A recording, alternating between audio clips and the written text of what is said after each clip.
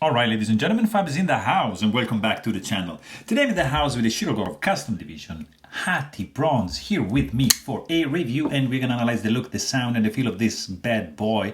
But first of all, don't forget to like this video, and second of all, if you feel so, just subscribe to the channel. That's gonna be a huge help for me because yeah, that's gonna keep me pushing and grinding and crunching and cranking out these videos for you guys. So let's get started and check first of all the size on this boy, big boy over here, because yeah, it's a full-size knife, guys.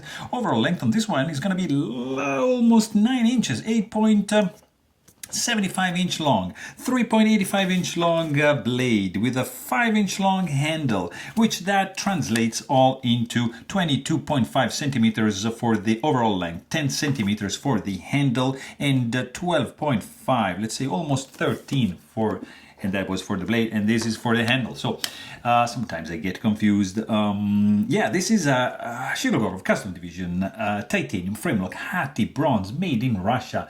The price on this guy, like table price on this guy, is $1,600, but because there's 50 made of these and it's really highly sought after, the price is gonna pretty much double for the secondary market because there is a scarcity and the demand is really high because it's a gorgeous one. So overall look, it's classic, you know, classic Shirogorov lines like the F95, like you see, for example, the F3, they all have the same outline, not the Quantum, for example, not the Stellar, but these are pretty much outlined in the same way. This has some carbon fiber scale with some nice 3D milling going on, titanium lock side.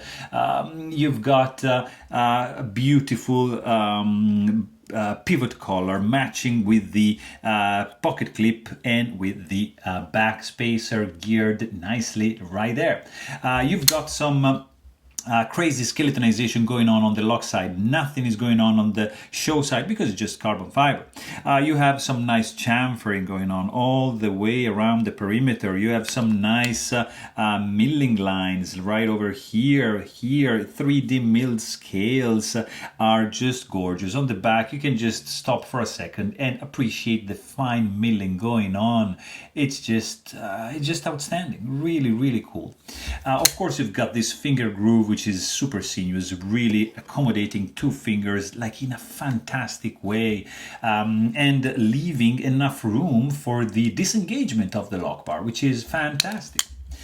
You've got also a nice back spacer with lanyard option integrated right over here, and it just reaches this point just in time to cover and protect the tip of the blade, which is basically perfectly centered from being snagged. You can just try to jam your finger in it, you're not going to be able to touch that point. So absolutely gorgeous.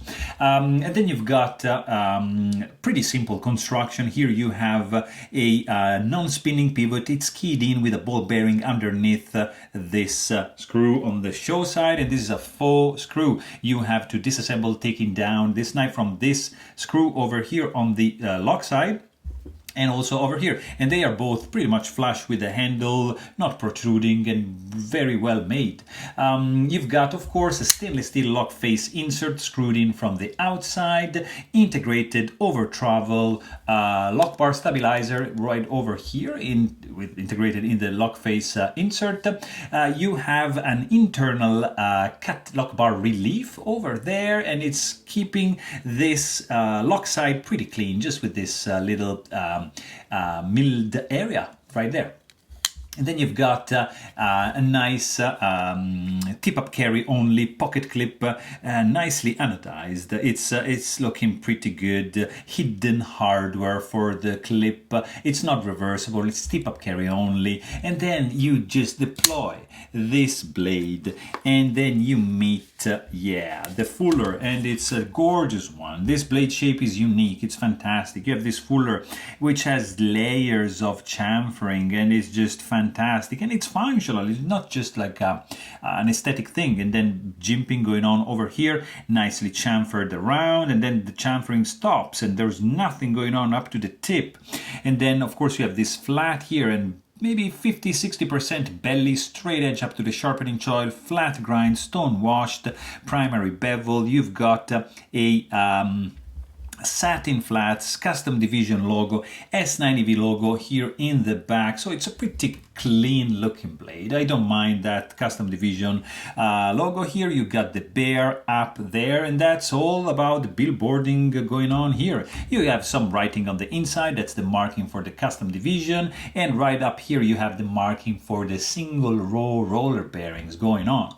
And then you've got classic, of course, classic plunge grind in the Shirogorov tradition, and some nice chamfering around the flipper tab, which is nicely jimped and chamfered on this side, so that's gonna work very well for the light switch or push button actions.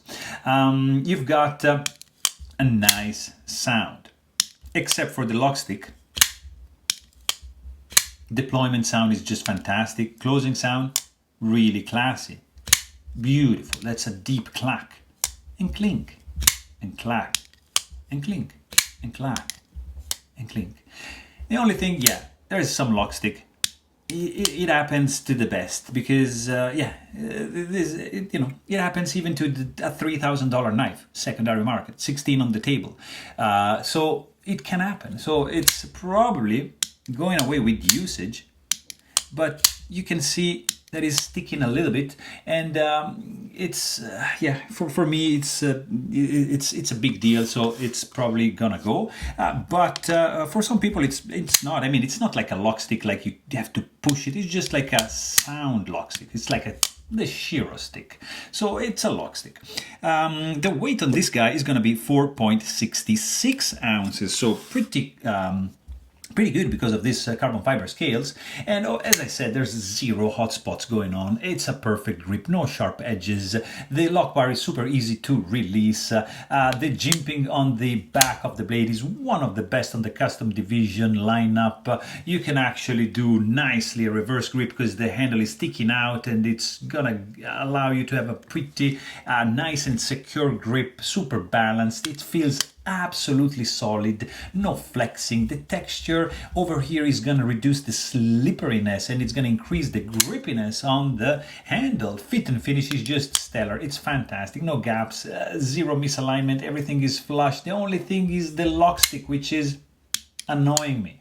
So of course there's no rattling when shaken. There is no blade play, no finger sword.